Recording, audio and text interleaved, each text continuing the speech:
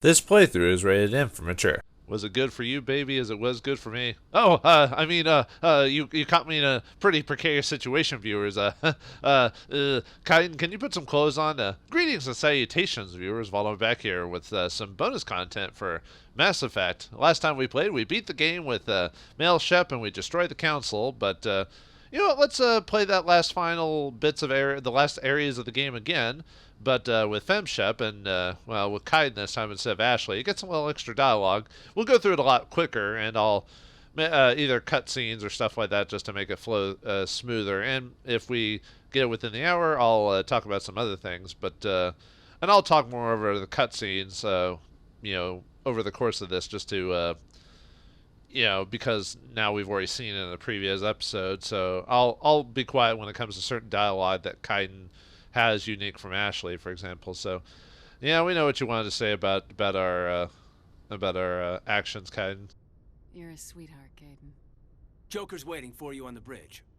I swear, though, if anything happens to you, take care, Shepard. And it's kind of like Ashley says, you know, I'm not gonna say that because you're gonna come back and Kaiden's like, take care, sweetheart. You know, it was like, we're bringing you with you, man. We love you, Kaiden. I mean, like, 2% of players who play Mass Effect. Well, actually, I'm trying to remember. I think there was a survey that talked about how many people actually saved Kaiden out of all the players, and it was like 92% of Mass Effect players, at least at the time of the first game came out, they saved Ashley, no matter what version they played, and then the 8% saved them depending on the playthrough. Interesting enough, I saved Kaiden the first time I played the game. Have those sensors picked us up yet? Interesting thing about this conversation here is, have you noticed there's two characters missing out of this? You know, I'll give you two guesses. You know, but yeah, it's Rex and Garrus. It's because they can possibly, one or the other might not join you, and I think what they were thinking is going to be a hassle to. We'll never make it in time on foot. Get us something closer. Oh yeah, I want to not talk when Kaiden's talking because we didn't actually hear his dialogue. It's slightly different, but not by too much. But yeah, they probably didn't want to re-render the scene like multiple times. 20 meters? We'll never get in close enough for a drop. We have to try. Find another landing zone. There is no other landing zone. The descent angle. Yeah, it's pretty much the same. It's our only Everyone's option. arguing about what to do. It's not an option. It's a suicide run. We don't. I can do it. He can do it. I mean, he did do it. Do it. I like the fact that Joker gets a couple of times to shine over the course of the game, because even though it's about Shepard and the ground crew, you know, Joker gets more. Don't worry, folks. Joker gets more screen time in the sequels. You know, by far. Like, you know, outside of the characters that join you, Joker probably gets a lot more screen time than you expected him to. You think he wouldn't get as much for being I don't know if at the time of this recording, I don't know if he was a famous voice actor at that point. I'm trying to remember when Robot Chicken started. I mean, he'd been in acting and stuff like that before, but oh yeah, I could probably keep playing while talking. So yeah, we're gonna take Kaiden and Garrus this time. femshep's favorite men, for those who know more than letting on. Yeah, we can talk here. Yeah, I like the little reflection on the ship as it goes through, I guess, orbit. And then, yeah, they were already inside, ready to get going. Saren's like, I've got this. Walkie. What the fool? They're here, the humans. And then, yeah, Joker's being a little badass. But, yeah, I like the fact they gave Joker more screen time in the later series. He only gets, like, so many lines in this game. I think maybe they realized, the people who made the game, Casey Hudson and the team, they found out Joker was quite a popular character. So they decided to give him more screen time in the sequels. Out of, like I said, out of player. We have to get inside this bunker before Saren finds the conduit. There's no way we're getting past that door with brute force. Saren found a way to open it. There must be some kind of security override somewhere in this complex. We'll have to find some way to get it up and running again. Yeah, too bad Kaiden's lines are almost verbatim to Ashley. There's a few unique lines, but I feel like I'm walking over a grave. Yeah, whose grave? There are secrets here that were meant to be forgotten. Everything's meant to be forgotten. The city is too quiet. It's too quiet. This place feels wrong to me. Not just because of the gift. Yeah, it feels very wrong. Alright, now that we know what to do, we can just kind of screen. Oh yeah, Well, oh yeah, let me set my equipment really quick before I go. Yeah, I set this to easy mode just so we can run through this a lot faster. Yeah, you can tell my levels aren't as high. So I don't even know if I have. Okay, I do have tungsten rounds for everyone. I wasn't sure if I got enough drops for everyone to do that. Yeah, we'll just get rid of that. Oh yeah, I forgot you could double range. That might make them a bit more durable, or not durable, beefy. I should have done this off screen. Sorry, wasn't really paying attention at the moment. Yeah, I'll give them exo shields. Yeah, Yeah, you can tell I do not have the best equipment for this at all, bar none. Because the run for this one was pretty much go through the game as fast as I can to get to the next objective, so I could do this for quote farming. Probably in retrospect, I probably should have waited till the end of the game and did bonus episodes for quote farming, than doing it over the course of the playthrough, like snipping them into the videos. I don't know, at the time I thought it'd be more interesting for people to watch the videos to see like the quotes they missed, but it probably would have been easier just to do a whole episode of me redoing the fight with, like, maybe not replaying the whole game, or replaying bits and pieces of the game. Yeah, cause even on casual one. So yeah, I talked about how even like this game is relatively easy for the most part, but even on and I'm playing on casual mode, by the way. Although even then I am still a bit weaker than I should be at this part. I think it's assumed you're supposed to be at 40 by the time you get to this point. Well, I guess too late to do hacking now. What was I gonna say? But yeah, even on easy mode, you know, or casual, you can still get one-shotted by these things. So you have to be pretty careful about that. Yeah, sorry, I was. Yeah, I'm just kind of gonna streamline through this before I took my time, waited, like checked every corner and angle, but even with the difficulty of the armitages on casual mode, I'll be able to piece through everything really easily. It'll almost be like I'm playing veteran mode or hardcore. Yeah, I keep talking about this over the course of the game. I really should have played. Yeah, I wonder if I could mount over that. It was, oh, that's another way to like sneak attack that group without being. Oh, I can mount it. Yeah, one way to sneak attack them without getting hit because you're like right under the cover of it. Now, I'm almost killing them as fast as I was on. Yeah, but yeah, I should have played this on Insanity or in hardcore mode, because at the very end of the game, I was just kind of blasting through things, so I wasn't really showing off like the difficulty that the game can have on higher modes, because it can be, especially on Insanity mode, this game can be quite hard. I almost prefer playing this on veteran or hardcore mode. Man, I'm missing it. Yeah, sabotage me. Technically, I could. Yeah, I forgot how annoying these guys are. Let's hack this son of a bitch. Gotcha. Or stasis and would have caused him to fall. Kind of like when I showed you the cheat method to beat Saren is when he gets when his shields finally get done in his last form, you just cast stasis on him and it causes him to freeze. Even if you don't have the stasis like ability that you can harm him during stasis, you can. It automatically makes him fall down. This place still has power. It must be running off its own generator. I bet this is the command center for the entire complex. Saren's troops must have sealed the doors from here after he went inside. We'll have to figure out how to disengage the security lockdown if we ever want to get inside that bunker.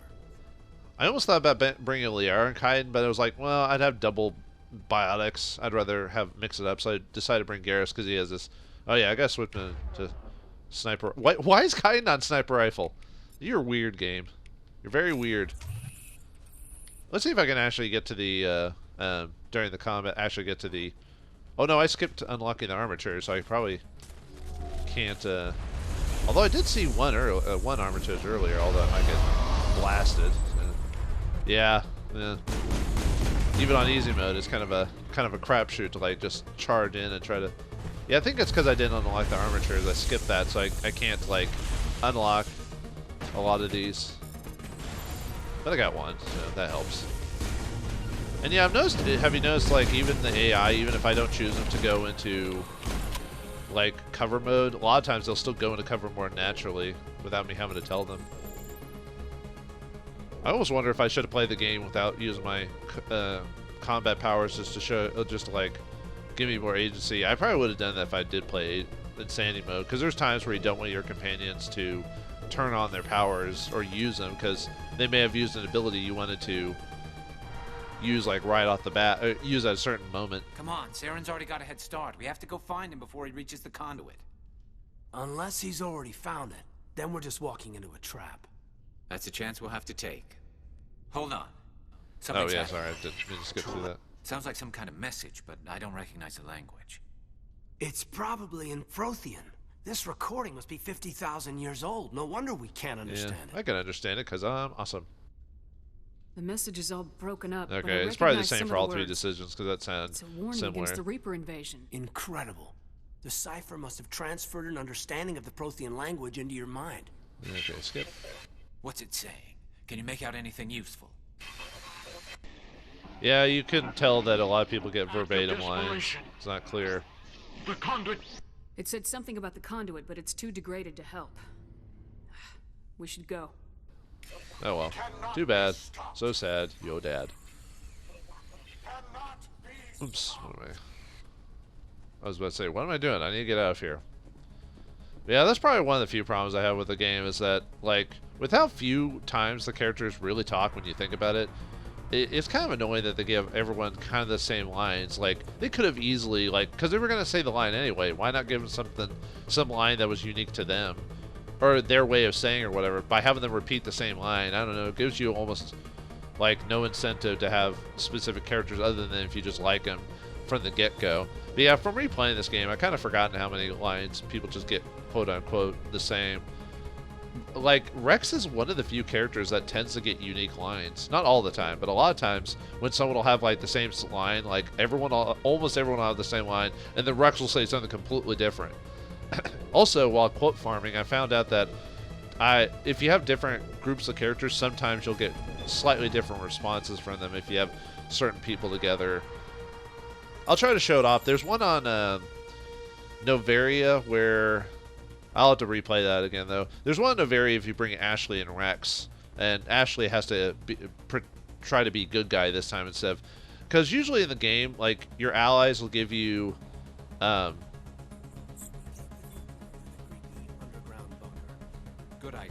Firepower will come in. Yeah, see, it's the same there, too. Like, shouldn't... Kind of just said something slightly different, but he said what Ashley would have said, so I don't know. I'm not saying it was lazy, because obviously this game had if you look up the development of this game, there was like a time. I thought Saren would have set some kind of trap or ambush for us. They must have been in too much of a hurry. Well, we just haven't run into it yet. But there was, if I remember correctly, if you read the development of it, they did have to, they tried to hit a certain deadline. They had to cut, like, there was a lot of content that was cut or changed over the course of the game, which they kind of added some of that stuff in the sequel. But yeah, I don't know, just the fact that a lot of character lines are just the same.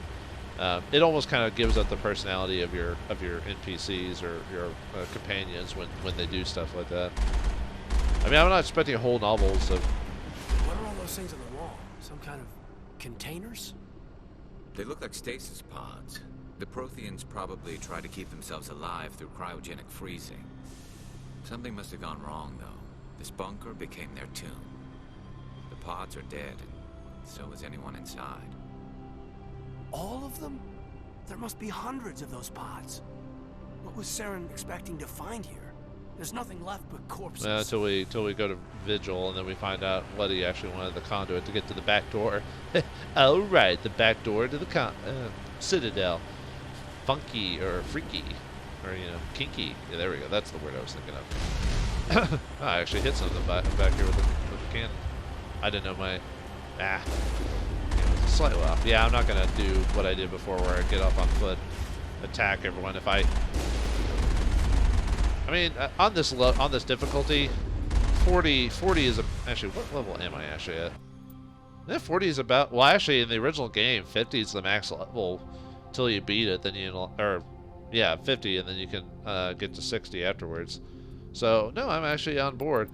Probably if I redid this build again, I wouldn't have chosen Singularity. I don't know. I wanted to have a adaptability, but I probably shouldn't have chosen that one because engineers can't equip bioamps, so the Singularity would never be as good because you know, you can't equip the bion to make it more powerful, so it'll never be as good, especially in higher difficulty. So I should have chosen something else. Oh well, not that it's a big deal. It's not like it carries over to the sequel in a way. So it's more for just this game specifically. So What's happening? I don't think Saren's behind this.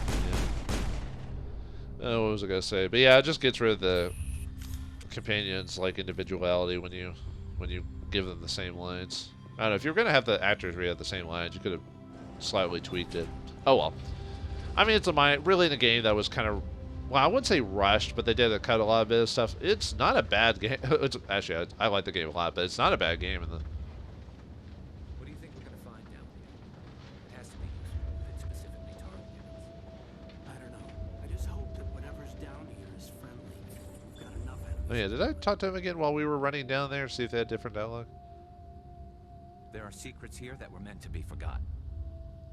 I wonder how many live here. Okay, that's the same. This place feels wrong to me.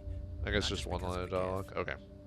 Feel like I'm And then walking yeah, we over get the a big cliff. revelation. Yeah, I wouldn't say this blew my mind, but you know, getting the whole exposition part where we finally figure out what's going on, what with all the pieces coming together, you know, Saren finding out from the Protheans that there's possibly this from going to all the Prothean like areas, getting the cipher or Looks yeah, like some kind and of everything like VI program.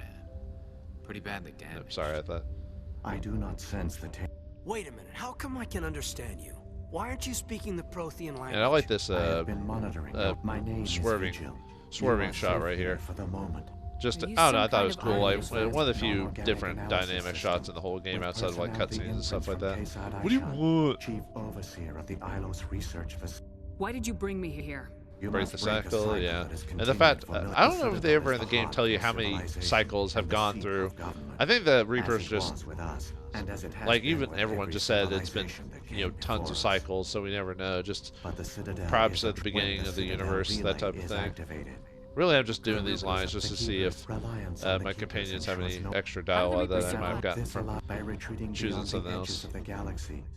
The Reapers can wipe out the Council and the entire Citadel fleet. Oh, with a that's the same single line. surprise Yeah, see, attack. I don't like that when they give you the That three was the cost choices, of fate. and then they all have All the same leaders were dead the before same we line even of dialogue realized from the we were character, under attack. unless that was like some The weird Reapers cut or seized accident. control of But the I really Citadel doubt that. and It through tricks it, you the mass into thinking relays. those choices would give you like a different response, and that was kind of lazy. Communication and I'll admit. transportation across our They should have empire given was each crippled. line a different response from Each star Shepard. system was It could give isolated, the same. cut off I don't from the mind if it others. gave Easy the prey character for like the Vigils Reaper would have the fleets. same response, Over the but next Shepard should have decades, had the different Reapers lines of systematically dialogue for each of those. obliterated I'm our sorry. people.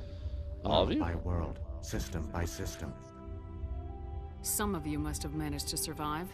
Yeah, Through let's the see, Citadel, visual, their yeah. fleets, these why within did the a few Reapers leave? centuries, the Reapers had killed or Oh yeah, I think enslaved that's the I one where don't we can ask understand. both Where- choices. Yeah, certain so that all how do we their stop them? mindless husks no longer By shooting them a bunch. The conduit Ilos was The conduit's not a weapon. It's a It's like an back door adult under strip the club. Citadel. How did you manage to stay hidden? all Yeah, official and then he research finds out that to he had to conserve, siphon but the their genocide of life an energy and entire killed all the species people. is a long, slow process. So you just hid. Years passed, decades. Is that He the should same have line fought. too? I think it is actually. We were a few Come on, hundred game. against a galactic I was invasion singing your fleet. praises here, and you're doing like a lot of lazy stuff like that. With a game like I began to like dis- a good deal of the eventually game is own the stasis dialogue. pods of You know, the you top kind of want to make the scientists dialogue remained dynamic active. and different and stuff like that. Even Not these were in danger of failing when the Reapers. There were hundreds of stasis pods out there. You just shut them that's down? monstrous, just like You the whale. killed them? You were programmed to protect them, not kill them. This outcome was not completely unforeseen. My actions were a result of contingency. I bet they didn't tell the non-essential staff about this contingency. Yeah. I Well, I saved mean, I key guess I could see personnel. Garrus saying that, but When that the seems Reapers like that almost seemed like an retreated, Ashley the line when she researchers said were that. still You know, alive. the way she said My it. actions are the only when the research. Yet they Oh, vowed wait, to find okay. some way to stop the Doesn't Reapers matter. from. I was I gonna ask still about the don't keepers, understand but what's doesn't going really The matter. on. conduit gives the Keepers after decades of this time. Unless they're When Sovereign seized. sent the signal to the Citadel, the Keepers. Saren can use the conduit to bypass all the Citadel's external defenses. Correct. And once inside, he can transfer control of the Yeah. station to Sovereign. Give it all to Sovereign. Sovereign will Can you help me, override man? the I Citadel need a hit. systems and manually open the relay. Is there Oh, any wow, way that we camera can really stop kind them? of was a bit There's bright. data file in my console. Take a copy when you Okay, go. yep, that'll. When you reach, it will corrupt the. Wait. Where's the Citadel's master control unit? I've never heard of anything like that. It doesn't tell us where it is. Well, probably because he doesn't actually know. But yeah, I like the fact that it's at the seat of the power. Like that's something about like it literally being a seat of power, you know, or something like that. And I don't think the companions say anything new here, if I remember correctly. That's the problem with like trying to quote farm is sometimes you might accidentally speed past a character's like line. You almost have to remember or memorize like which lines will indicate a reaction from a because there are set lines that a character will respond to. It's not like some characters will respond differently at a different point. Okay, that's not true. There's once or twice there's a few scenes like that where a character will respond at a point outside of one because it makes sense at that moment. But yeah, but then I think after this Vigil, I think shuts down permanently or something like that. Because we never hear of him again. I don't even think he says he shuts down, but it assumes he did at this point because all the scientists are dead. And well, no, maybe he just puts himself in a power save mode to prepare if we fail. And he's like, well, actually, if we fail, if the Reapers would have come back to this planet, destroyed Vigil, and destroyed all remnants.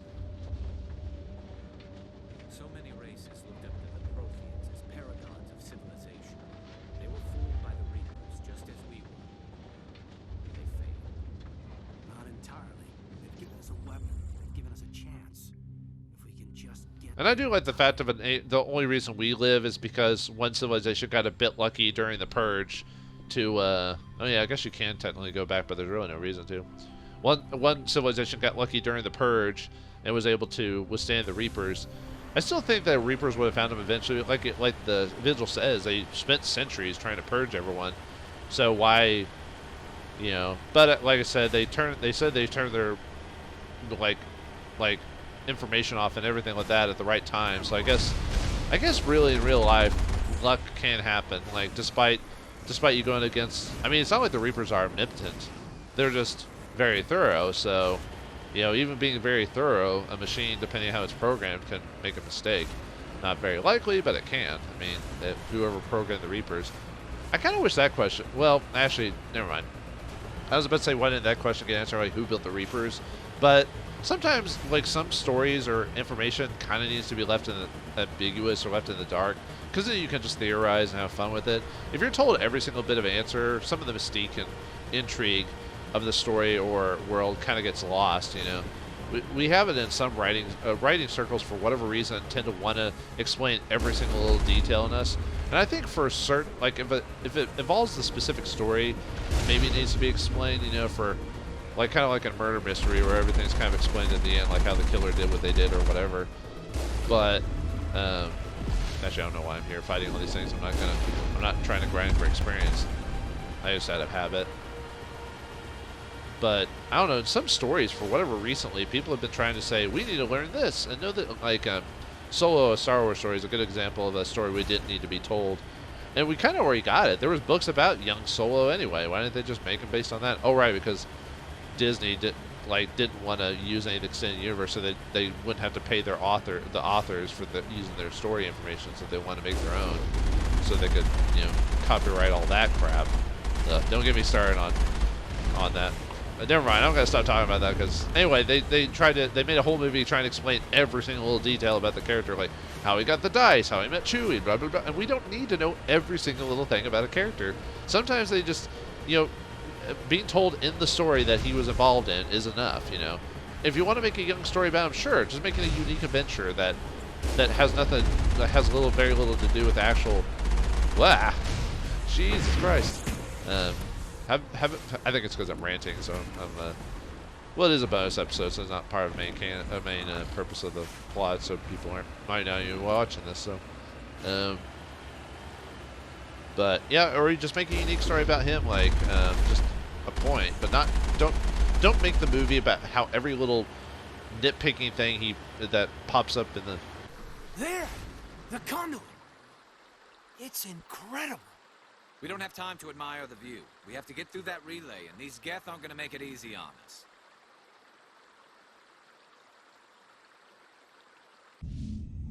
Not easy indeed. And then a cutscene back to Yeah, I thought that was cool too. That during the finale, we kind of cut to like what the enemies are. I mean, they could have easily not done that. We could have just assumed they were attacking and be told. But I still like the fact that they do kind of show bits and pieces of the invasion, what's going on. Just show kind of the idea that, shit's going down. You know, like all these. Yeah. Oh, that weird big ship right there is what the Asari. I don't know if that's supposed to be the Ascension, but it might be, because I think that's the only time it might be the Ascension, actually, because I thought all their dreadnoughts looked like that, but maybe that one's unique. But yeah, all the ships, the Turians, I think most of the ships there are Turians, so with that outside the Ascension. Oh, I guess it is the Ascension because them talking there. But I thought a lot of Asari ships looked like that. Maybe it's because that's the only dreadnought there, and all the other dreadnoughts are everywhere else in the galaxy, and because Saren got to their communications saying they couldn't send out an SOS, so the only people that would find out about it is like Shepard, you know, because of his communique, and the people nearby. So I almost thought about trying to see, like, make a save like right before this. Just I was like this little scene here, trying to avoid all the damage, and hopefully you don't, because you do take quite a bit of damage here. On Insanity mode, you might get a bit unlucky and almost like. The Mako almost might get destroyed at this point. See, even on casual mode, see. Ah! Get ready to fly, fucker! I like this scene too, just driving into it. And I think it would have been more intense if they put more Geth there, but have them in the background, like as they're shooting at you, quote unquote. But they don't actually affect you. But the only ones that affect you are like the 4 armatures or whatever. There, because yeah, I lost my shield while running through that. But then again, that was from damage I got from before, so. There's a lot of cool moments in this game, you know, give me credit for it. I guess the one thing I can give credit for the Legendary Edition is it got people to replay these games again and remember the original trilogy. You know, because after what happened with Andromeda, Mass Effect kind of dropped off the gaming world for quite a while because of that. And the thing is, that game is not that terrible, but it's not as good as these games are. That's the problem it has. Yeah, and unfortunately, your companions, for whatever reason, cannot be clicked on anymore till the end, till the finale, or anymore. I mean, so they won't talk till the end, which is, I don't know why they did that, where they cut off their the chance to talk to them, like giving them lines of dialogue for the last little bits, you know. Yeah, just shoot them. I don't know. At least I don't remember Avina giving the companions any extra dialogue. I am also detecting. In accordance with standard I like how she's basically glitching out and twitching and everything like that while she's, because her systems have been screwed up. Okay, you get dialogue for them. Oh well. I don't expect companions to talk every second, because if it did, it'd get obnoxious. You know, you'd be like, all right, stop talking, You know, there's some games where they have characters talk, and it gets really annoying. Like, what game was it? Was it Mega Man 7, where the enemies talked, but they talked every time they got hit or did something, and they never figured out that maybe you need to turn down like how often the enemies talk, like, or maybe give an option for the players to turn off the frequency of character commentary or whatever, because sometimes it gets like, I forgot what I think it was Mega Man X7, where like one of them is like, well, one, that game has a lot of bad voicing, I think, but two, a lot of them are like screechy and loud, and you're like what was it, Onion or Runyon Onion or whatever? It's like around and around, and you're like, oh god, shut the f up. And the Turians fighting back up in Sovereign. Yeah, I like a lot of the visuals here, just seeing this Boolean squid creature just like ramming things. Take that, bridge. As it gets destroyed. And you can see, like there are explosions, but they're not fiery balls, because in space without oxygen, fire can't expand. So, yeah, I like what a lot of sci-fi. Oh, I love this scene too. This scene almost kind of reminds me of like an embryo, where he's like a sperm getting inside the embryo. Obviously, that's not what they were going for. That just, I don't know why that's what it kind of reminded me of. Just going inside the womb, and you're like, hee, I'm gonna summon more of my kind. I don't know where we're going with that, but that was the imagery I kind of got from it. But yeah, the Jack Wall in here. I don't know why I kept calling him Jack Hall throughout the whole thing. Although I could swear his name was Jack Hall, maybe. Anyway, Jack Hall did a great job with the soundtrack, and whoever helped him with the music, obviously. He was obviously the head of directing. But usually they have, usually the music guys, usually they have like one or two.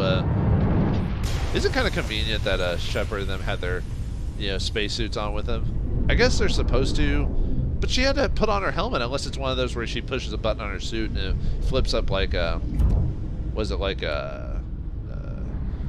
Peter Quill, like Star-Lord from Guardians of the Galaxy, where he just presses a button and his helmet pops on.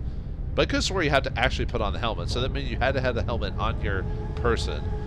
So, well, whatever. It's a minor nitpick.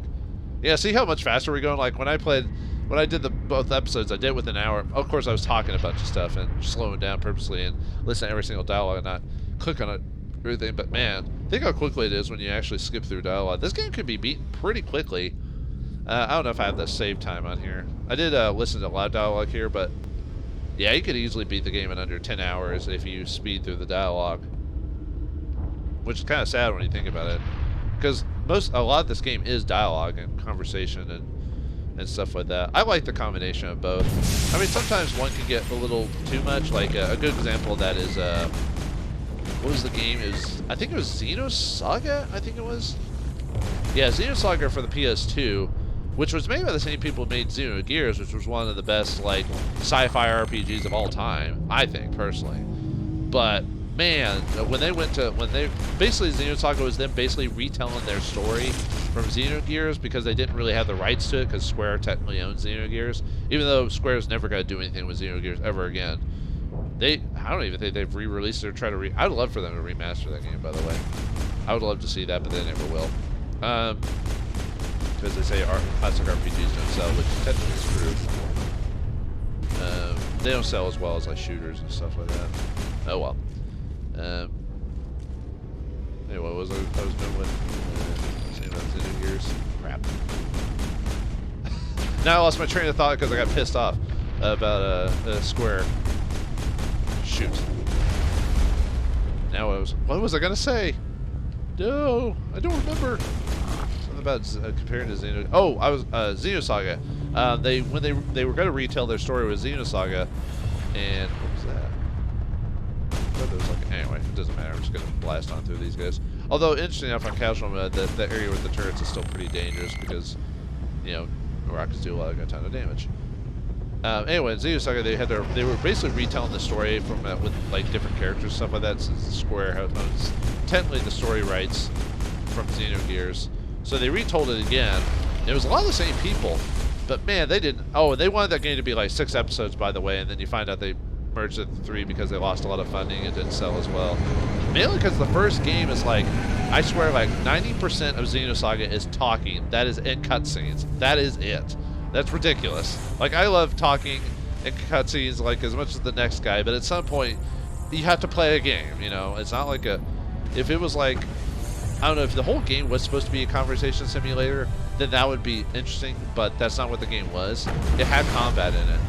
And Xenosaga 1 is like 90% talking and cutscenes. That's it. And like some combat or some gameplay, basically, is what the word. So they didn't do a very good job of kind of spacing out. I think in Xenogears they did a little bit better job of that. Although they did have some conversation dump in that game, especially the second disc on that one, which I still like the game. But although there's a reason for that, but if I ever played that game before the game, maybe I'll talk about that.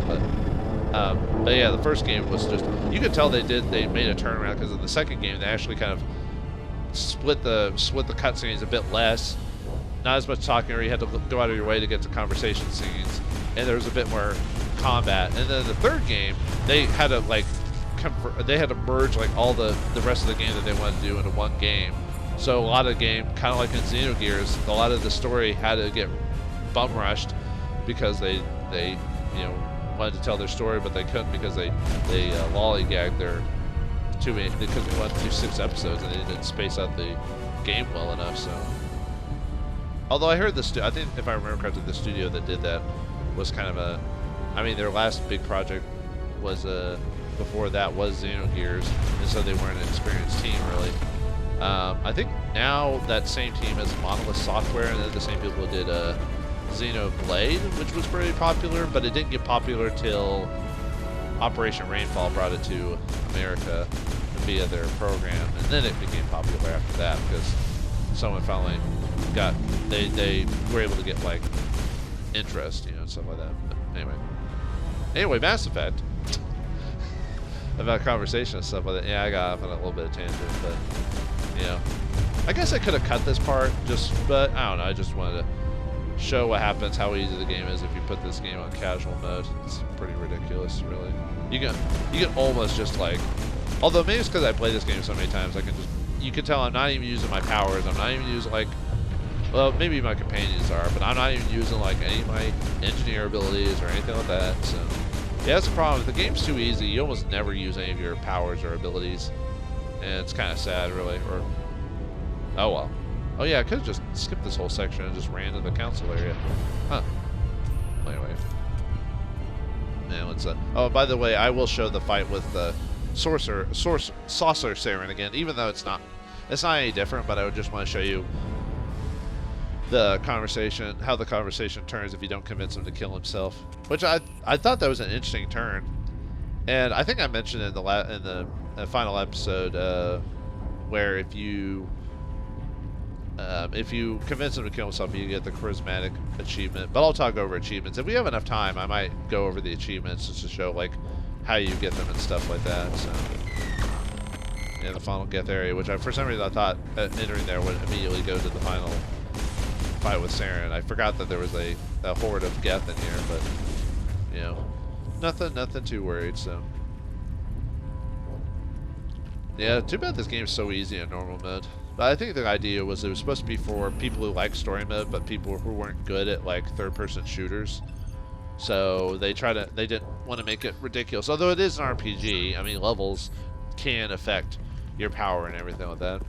Yeah, he was just about to put in the conduit or the information to let Sovereign in, but we stopped him before that, even though he had plenty of time, at least according to the cutscene anyway. Tactical bomb again.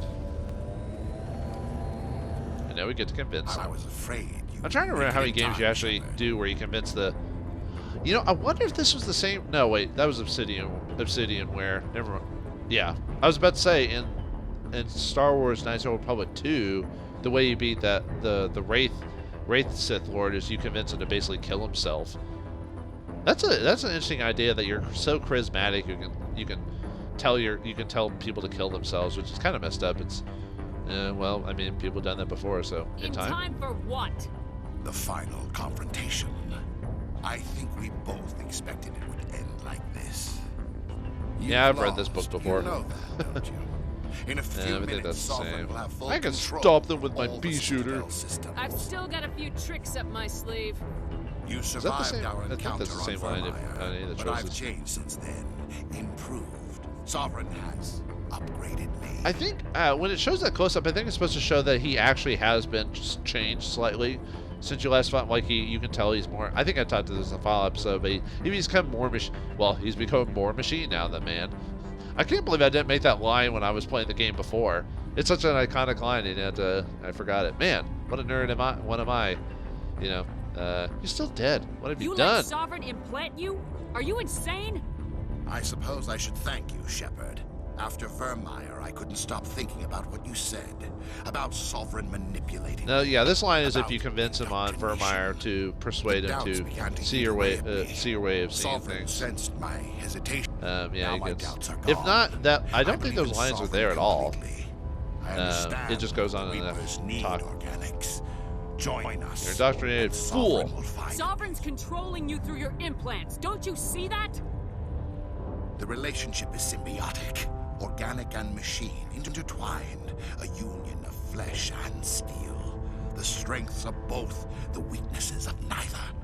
I am a vision. It's not like we would. Shepard. That'd be the final evolution solution of to solve all the organic problems life. by the third This game. is No, our that's destiny. just stupid. Join Sovereign and experience a true rebirth. What, as a slave? I'd rather die than live like that. Then you will die, and your companions. Everyone you know and love. Everyone you've ever met. Don't you understand? You will all die. The Reapers can't be stopped. Not by the Protheans. Not by you. The cycle always continues. Alright, yeah, and we could, I wonder if we convince him if choosing this gets him to shoot himself. I don't think so, but you're indoctrinated. Sovereign's controlling you through your implants. Don't you see that? The relationship is Oh, it just repeat that line of dialogue. I am a vision of the future, Shepard. The evolution of all organic life. This is our destiny. Join Sovereign and experience. Okay, we're just kind of beating around the bush. So okay, enough talk. How about you then? No more stalling, Saren. Let's finish this. With the eye twitch. Yeah, did I ever talk about the lazy eye feature in the game where, because of the way the models work, yeah, basically, okay, so because I'm on casual and I'm wrecking his butt, but yeah, it's basically the same as before. If you stasis him, he'll stay in place. Warp works on him. Obviously, you can't push or lift him. Obviously, sabotage. Sabotage really works here, as well as dampen. Which, I mean, I'm about to kill him, so a lot of them I don't even need to do, really. Yeah, if I was playing on harder mode, obviously, it would take a while to chip at his ammo and stuff like that. And yeah, heat gun's 100%, we're not quite 100% synthetic. He's almost there. It's when he comes as husk form is when he does that. So yeah, pretty easy for the most part. I mean, he's a little bit dangerous, but yeah, you could probably try to hide, like, yeah, behind, like, cover here if you're really worried about that, about him attacking you. I forgot, I think he just flies around this area specifically. Where is he? Did he fly into the... Actually, where did he go? Saren. Oh, there he is. Oh, he just runs all over the map. I thought I could have swore he stuck to the council chamber itself. Huh. Weird. Alright. Well, he does fly over the map. Okay. Huh. That's new. Usually when I fight him, he just stays in the council chamber, so this is what happens when you don't kill him as quickly as I did. Like I said, it doesn't take that long to kill Saren. Not really. But maybe it's because I played the game like a billion times, so I know how he fights and everything like that. So, but anyway, okay, let's.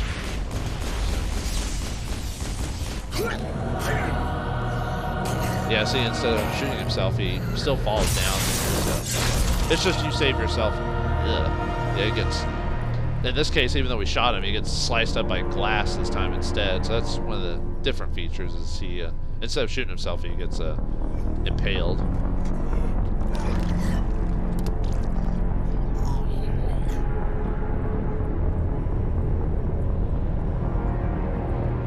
Yeah, showing you the different cutscene you get for killing him the regular way instead of convincing him otherwise. You guys have anything to say about this whole situation? Too bad Garrus doesn't get like a line when confronting Saren about like everything he did.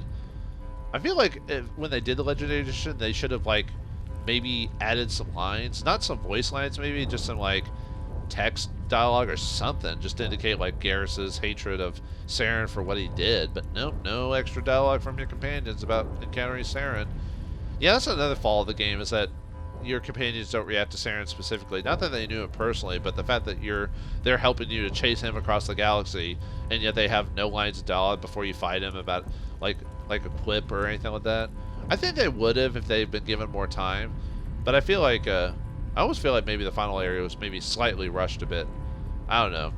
It's still a cool area, mind you, but here's where you choose if the council lives or dies. So, and obviously we're going to choose the other option just to show you what happens. Vigil's data file worked. I've got control of all systems. Quick! Open the station's arms! Maybe the fleet can take Sovereign down before he regains Don't control yell at me, of the Kite. station. See if you can open a communications channel. God damn, Kite, he just yells at me. I'm like right here. But yeah, I don't know why he does that. I mean, I know he's the same with who's ever in that air. That I think both of them. Because didn't Ashley yell too? It might be whoever's in that slot, whoever in slot I. So yeah, it's me, Joker. I'm here, Joker. We caught that distress call, Yeah. Commander. I'm sitting here in the Endura sector with the entire arc. We can save the Ascension. Are you really willing to sacrifice human lives to save the Council, Shepard? This is bigger than humanity. Sovereign's a threat to every organic species in the galaxy. The Council must be sacrificed for the greater good. Don't waste your reinforcements. Hold them back until the Citadel arms open up. Save the human fleet to attack Sovereign. What's the order, Commander? Come in now And save the Ascension. whenever you come here, there's always going to be a Angel and Devil character on your team, or Renegade or Paragon version of. no matter who it is. That's why it's interesting when you put like a character that would usually be renegade. Like for example, Ashley's usually makes you want to choose the renegade choice when it comes to certain situations. But if you choose another character like Rex, who's most likely going to be always renegade no matter what, she has to be the other side, so her lines of dialogue will change. Like Garrus would, I think if you choose Garrus and Tali, I think Tali, well no, actually I'm trying to remember, because we did bring Tali, and I think she was the voice of reason. So I don't know, it depends on the situation, but yeah, like would Garrus be different? Say different? Like if I brought Rex and Garrus, for example, would he be like, oh, you better save the council, but then Rex would be like, let him die because of whatever. I don't know. It's interesting how like certain character traits will suddenly become subsided because someone needs to say, hey, you need to save him, and then the others say, you need to let him die, and they try to give you your explanation. So anyway, yeah, we're gonna save the council this time. Opening the relays now, Joker. We need to save the Ascension no matter what the cost. I hope you know what you're doing, Shepard. Alliance ships, move in. Save the Destiny Ascension.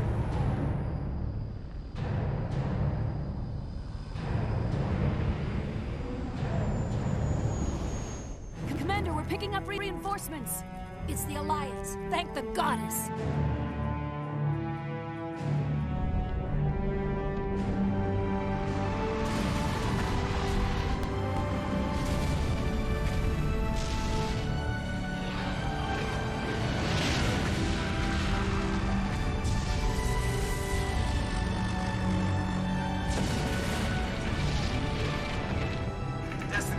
You are all clear.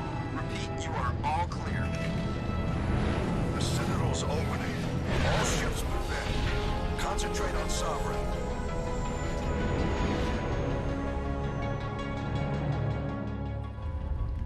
But yeah, so yeah, you see the Alliance soldiers get destroyed because they decide to attack Schooner.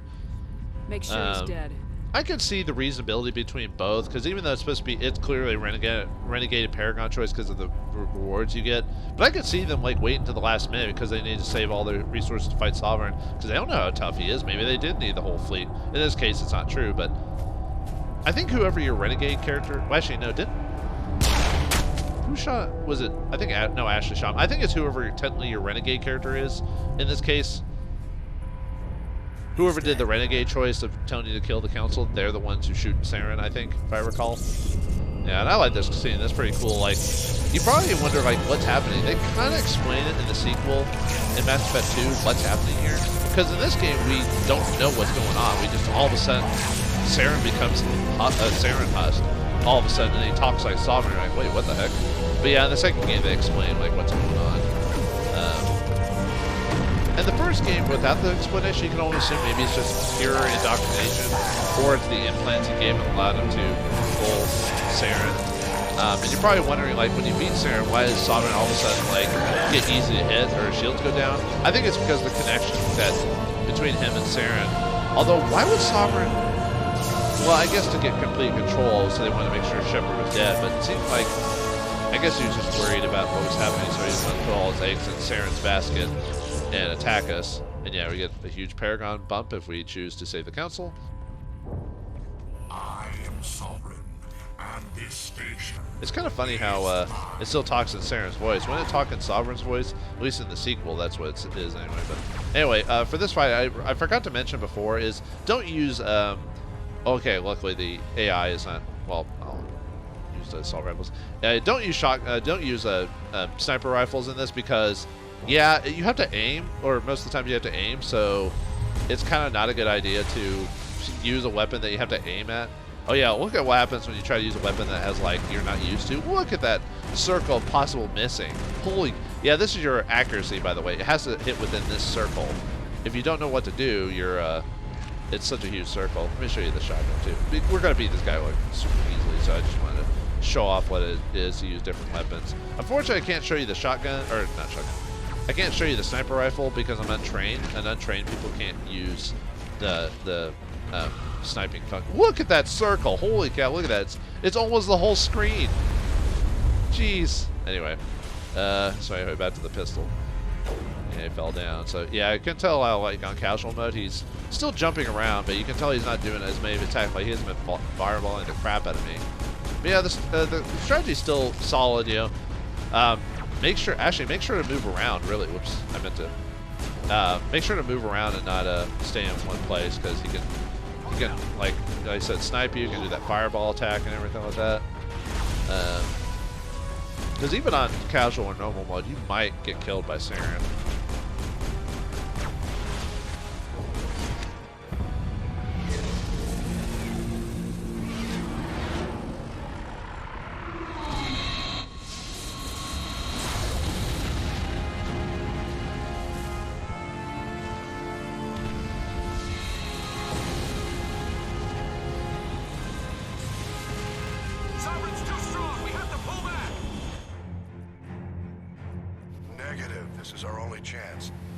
Yeah, you can tell the cutscene's slightly different because the Alliance had already been somewhat destroyed by the. Why is he floating? But he'd already been destroyed by the by trying to help the Ascension. Golly, hippity hoppity all over the place like a frog. I still think it's a cool fight. The only problem with the Mass Effect series overall is I mean, the fight is cool, but I'll admit the boss fights in this game have not been I mean, this is probably I would say the only boss fight that's actually the better of the boss fights out of the whole game, because Major Benesia's fight was okay, but I don't know, it's just basically just summoning goons at you, so.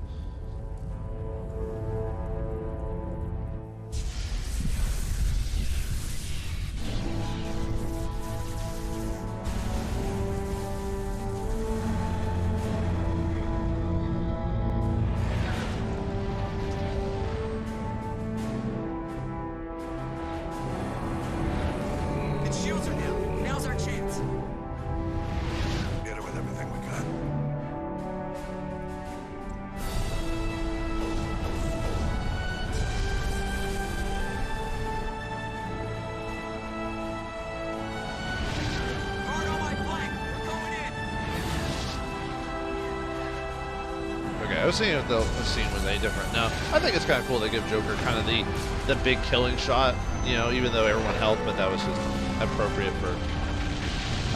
Yeah, what's assumed is, if you haven't played the sequel, that yeah, like Saren or Sovereign must have like directly linked himself up or something like to that matter. So when Saren died, it just like shocked him so much, because it probably kicked him out of that body back into himself or something like that.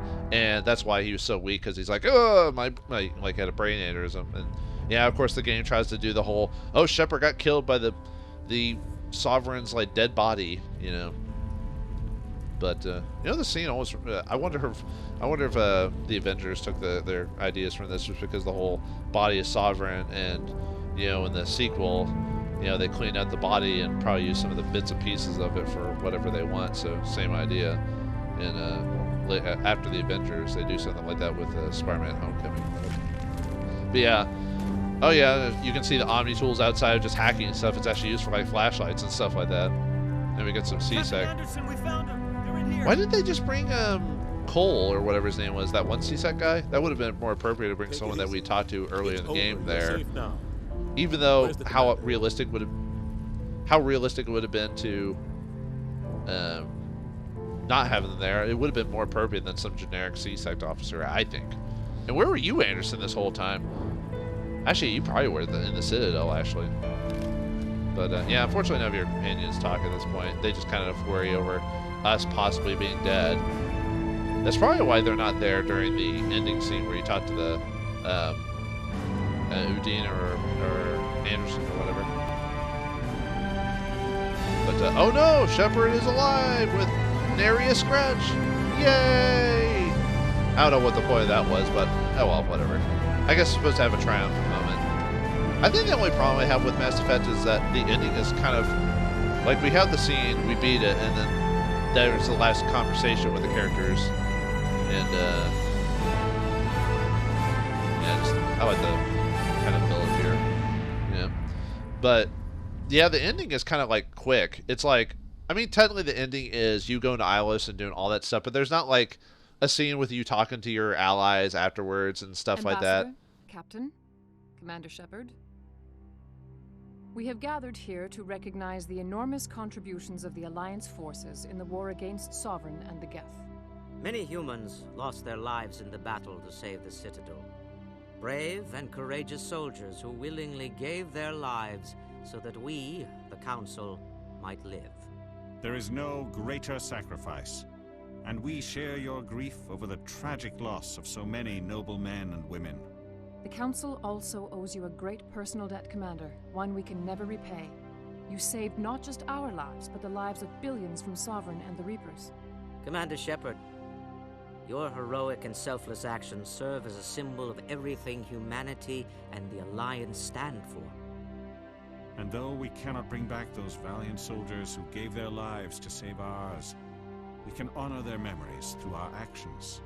Humanity has shown it is ready to stand as a defender and protector of the galaxy. You have proved you are worthy to join our ranks and serve beside us on the Citadel Council.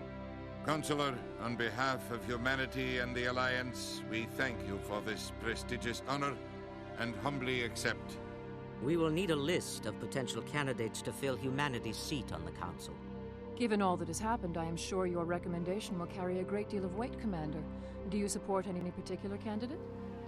I think something, like, I didn't notice this before, and I don't think this happened during the Renegade ending, but have you noticed all the characters' eyes are weird? Like, something with the texturing is off.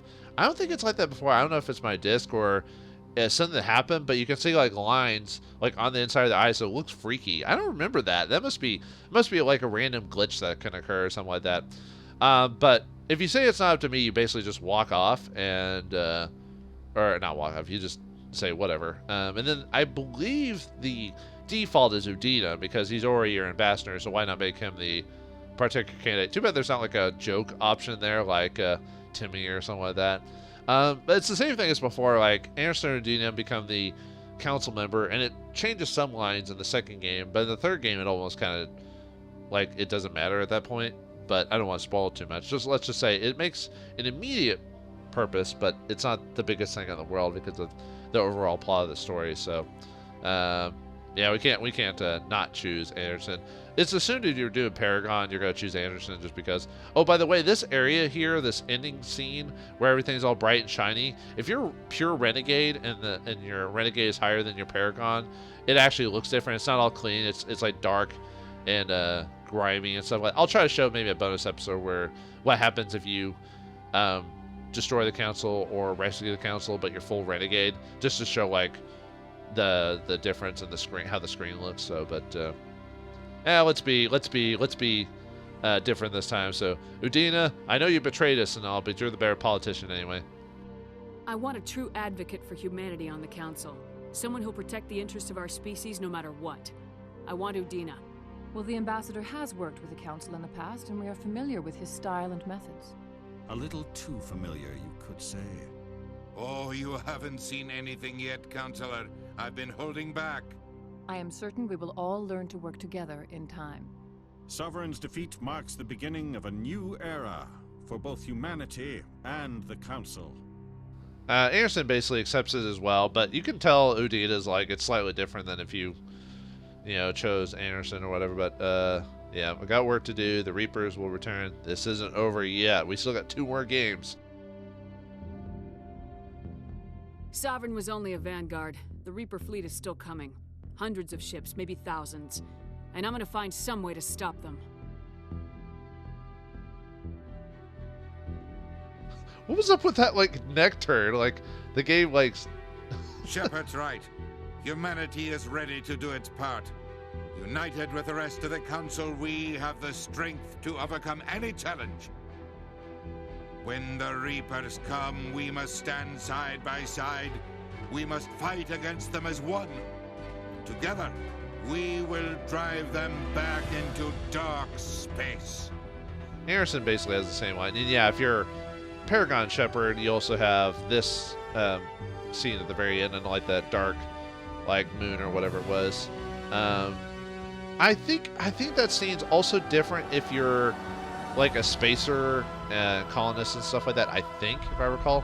And then we get the awesome endgame music as it plays. I It's kind of weird. You think I wouldn't like in-game music like this just because it's, you know, typical like, I don't know, just the style seems to usually not trend well with me, but for whatever reason, I kind of like it for the ending. I don't know, I think it seems appropriate.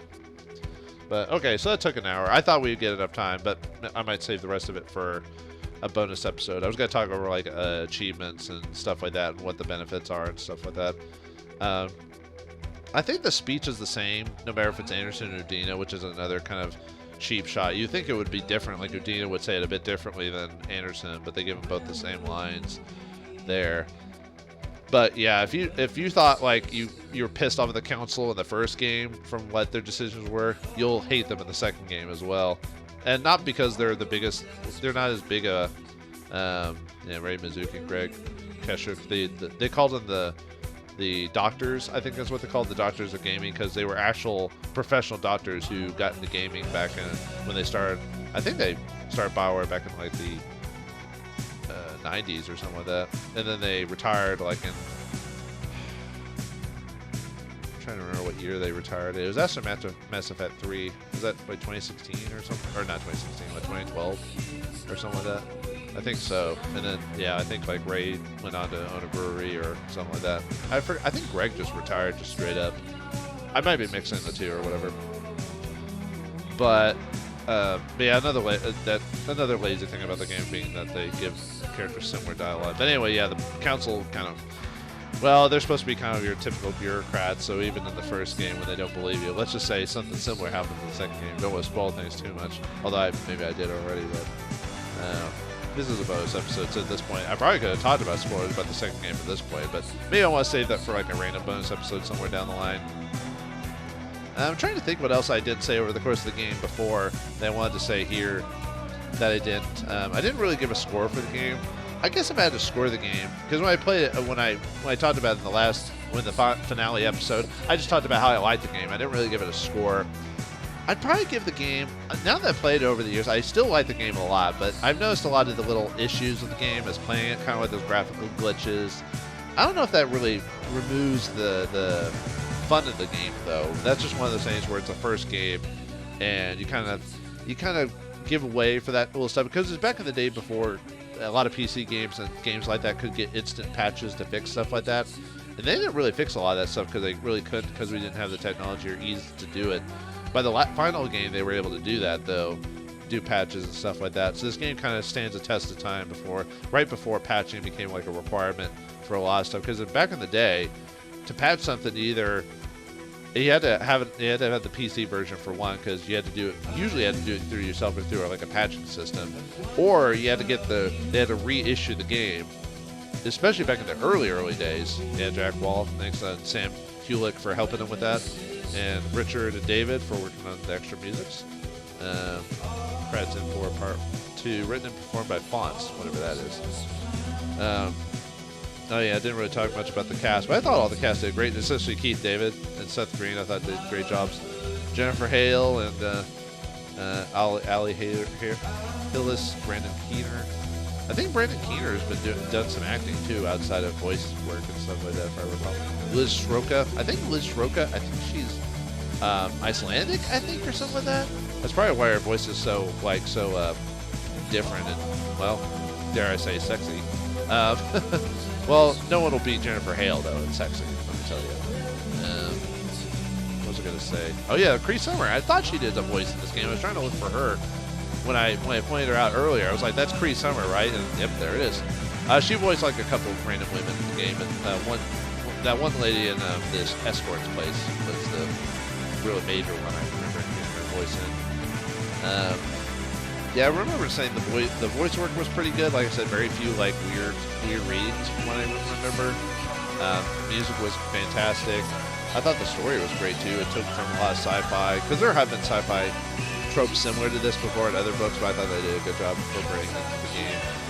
Too bad the finale, the final game in Mass Effect 3, I wouldn't say it was disappointing. I wish it could have been maybe tweaked a bit more or worked on a little bit. I know no one would have, not 100% of people would be satisfied with the ending of the trilogy overall.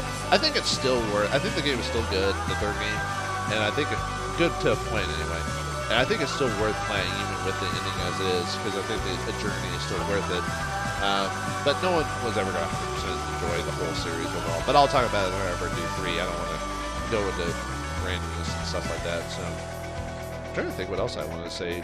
I'll probably talk about it more in other bonus episodes. I just thought the cutscene would be a good chance to like just talk about like the story and everything like that. But I said my gripes I've said is I wish characters got more unique lines to them instead of just repeating the same line. Same with Shepard if he had 3 choices. There was quite a few choices where, because when I went quote farming, I was choosing all options just to see if I get any unique or fun dialogue. And I found so many times where Shepard says the same thing no matter all 3 choices. I'm like, I was kind of getting disappointed. I was like, oh, really?